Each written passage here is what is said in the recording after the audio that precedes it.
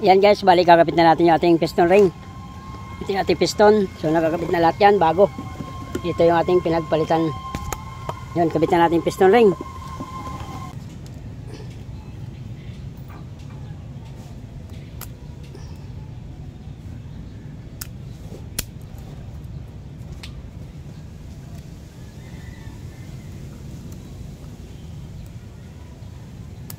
Pwede yun, pala pwede matulugan dito yan. Ito kanya yan.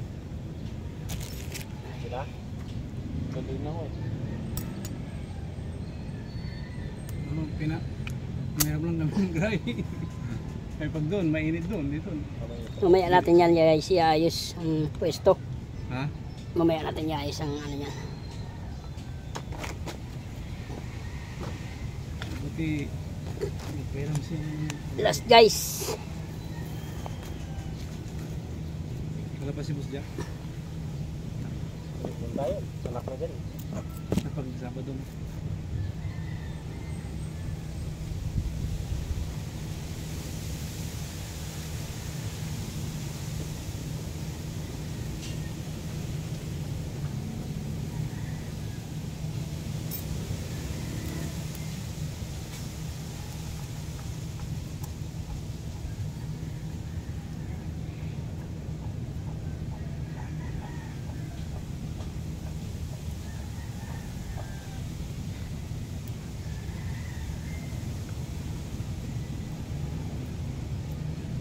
Pwede na dyan ilagay sa gitna yung mga ano yun. Dyan sa gitna. Pwede na tapos. Sa gitna. May lock ka? Second. Yan guys yung marking. Kailangan nasa taas. Ang daming ano dito. Huwag na ako minsan. Diyan na lang sa loob. Diyan. Sigurado na. Siguradong bukas matatapos. Na-stress na eh. Kakabit pa na nga. Tres na? Hindi ka stress na. 3 oras ah. Ha? 3 oras. Pagkatapos wala man sila kain na kumakain. Hindi pa kayo kumakain? Hindi pa? Yung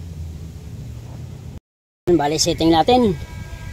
Ito yung ating marking. Kailangan nakaharap. So setting ko yan. Kanya-kanyang setting yan guys.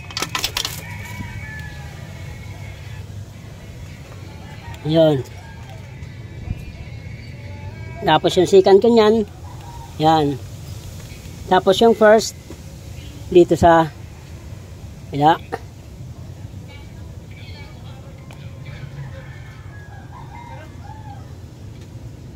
Yun ang setting ko nyan. Tapos ito. Yan. Kanya-kanyang setting yan guys. Tapos dito. Ito naman, ganun din, nandito. Tapos, yan. Tapos ito, dito guys. Ayun, Ayun, Tapos, papasok na natin itong ating ring compressor. And then, meron tayong pamukpok para hindi masugatan ng ating piston o di magkaroon ng gas-gas. Ayun, Uno, pre, uno. Okay. Yun Tapos sigpit. Ayan guys, improvise lang yan. 14 na sakit lang ginamit ko dyan para ikutin lang natin. Ganun lang ang diskarte namin pang mahirap na mekaniko. Pukpuk sa gilid.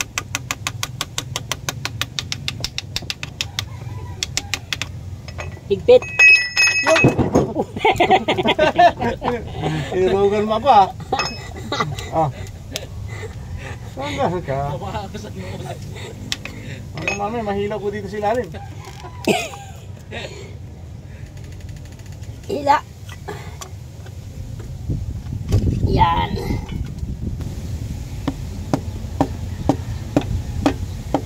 Diretso. Iyo.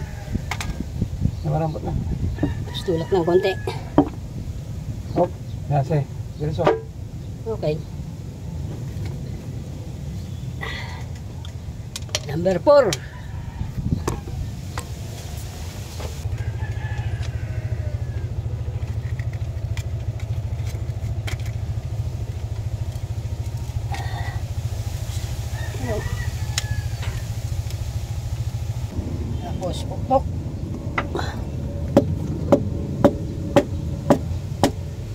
Yun oh. Oh. Yan guys, walang ka-clearance yan oh. Oh. Yan ang kaibahan ng bagong piston ring, tapos liner. Ayun. Yan, walang kakalog-kalog yan. Miski konting kalog, wala po yan. Yun.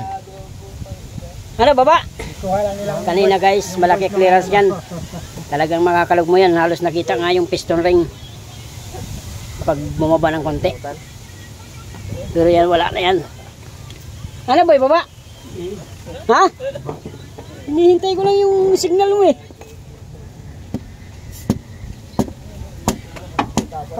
Mahago pa. Ganun lang.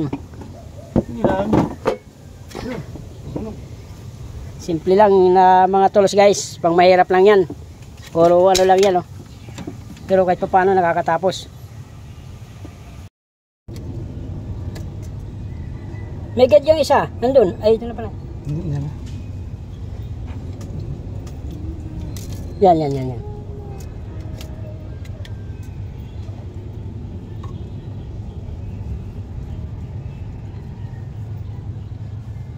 Tumatalas sa langis.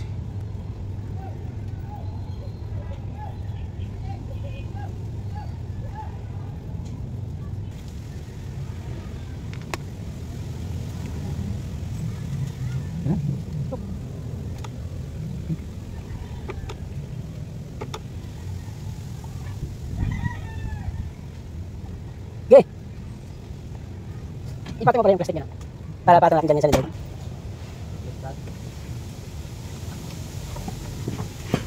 Malakas yan si Pare Willie. Walang tubig eh. Minum ka ng tubig kaya ka lumakas. Baka joke.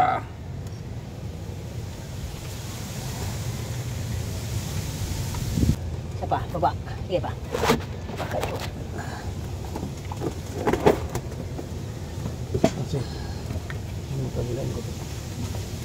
Atras. Yun. Yun. Masuk na. Yun. Masuk na. Okay na. Sabi mo malinis ah. Nakalimutan ko. Nasa na lang. Okay.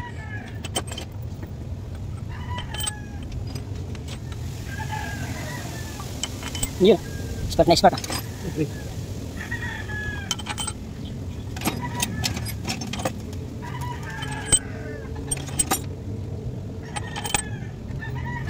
Bakit ah? Bili ka na. Ha? Bigyan mo. Bigyan ka? Malay ba yun ako? Saan saan ko na yun? Layo. Yung. Buko.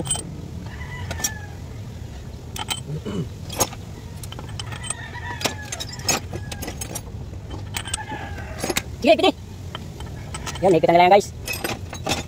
Mamaya na lang tayo mag video ulit guys pagka papandarin na natin to. Para hindi mabay yung ating video. Standby muna. Yun guys. Bali ang sunod natin gagawin dito guys, tayo ay mag-tune up.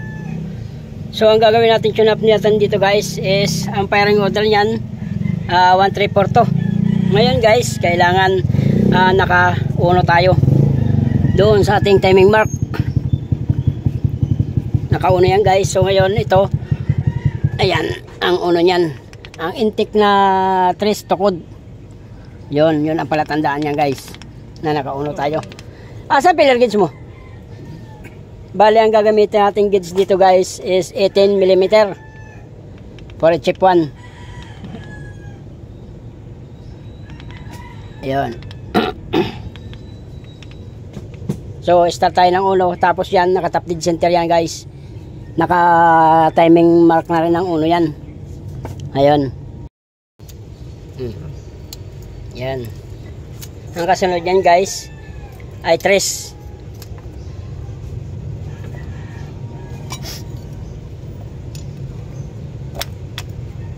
Bali long method ang ginagawa natin dito guys na pag-tune up for a chip 1 engine.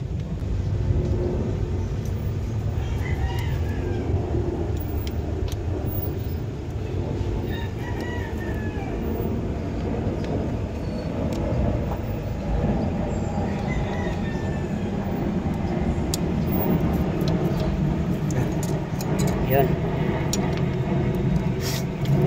Okay.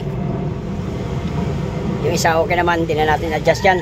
Ngayon, ikotin natin ng counterclockwise. Yan yung ano. Ngayon guys, susunod ang 4. Kailangan ng 4 na intake nakababa. Sige, pre. Anong susunod dyan? 3. 3 na. Ito guys, kailangan to guys, bumaba to. Ayan, sige, 3. Ayan o. Yung 2 na intake tukod yan. Sige. Layo. Ayan. Yung ano, yung yung transmission. Matic. Pinango kay Jojo. Puta, hindi nila magawa eh. Walang atras eh. Humina.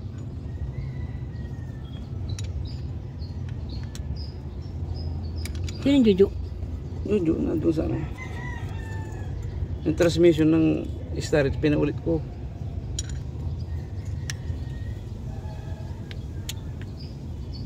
Hindi ko alam yan. Hindi naman gumagawa ng transmission eh. Mahirap yun, ano? Matik yan. Meron ako niyang kilala, taga-Cavite nga lang. Yung talaga mga matik talaga ginagawa na. Pero pupunta dito pag ano? Oo, pag si-servicean. Yun. Ngayon, kasunod natin guys, 4. Ang intake, angat ng konti, tapos bababa. Sige, pre-ikot. Yan. Okay na tayo dyan. Ikot mo. Sige, pre. Tama yung kanina. Yan. Ngayon, angat to. Pagbaba ng konti, yan ang 1. Ayun ang 4. Oh. Sige pa. Sige. Yan, guys. Bababa ito ng konti. Pag angat ng konti niyan. Sige. Hop. Okay. Yan. Naka 4 yan. Okay. Ang ibig sabihin, yung intake na 2, kasi yun ang kasunod na i-tune up, yun ang tukod, intake. O, pre. Yun. 2 na. Ito. Ay, 4. Oo.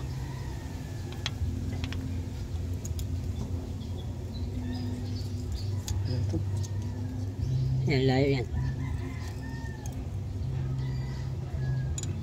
Ano yun, modelo na ba yung Starret? Hindi pa eh.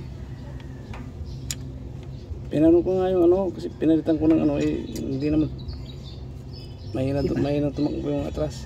Pinalitan niya. Yun ba? Diba? Hindi nagbago yung ano. Mahina pa rin matras.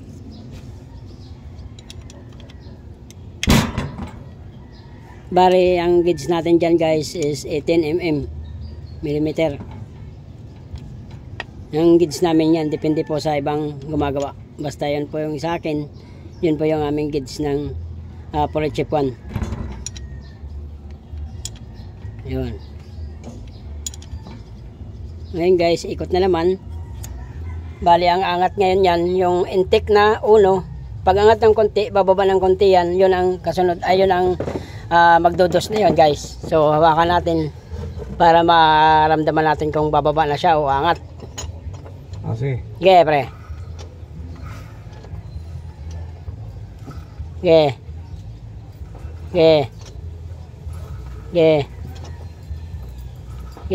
Tanggal mo na. Sige ba? Sige. Hop. Yan guys, ang 2. Ang intake natin, tukod.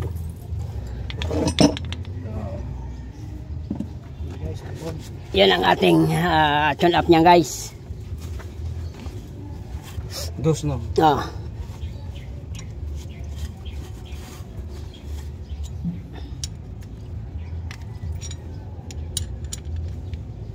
One, 3, 4, 2 pairing order ng D4.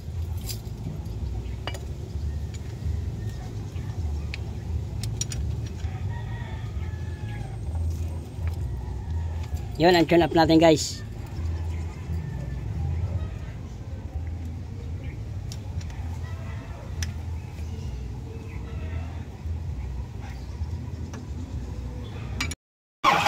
Whoop! Wala pa nga eh. Ayan guys, natapos na tayo. Bali nabuo na natin yan, yung ating makina. Bali papandarin na lang natin. Kailangan may lumabas muna dito sa ating mga nozzle. So start.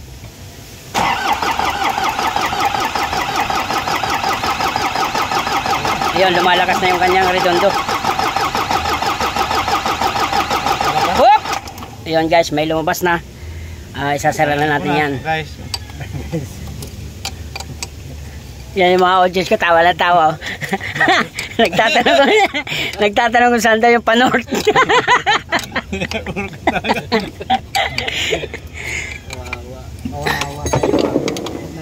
Ilan pa? Ang daming beers yan. Sige, isa pa.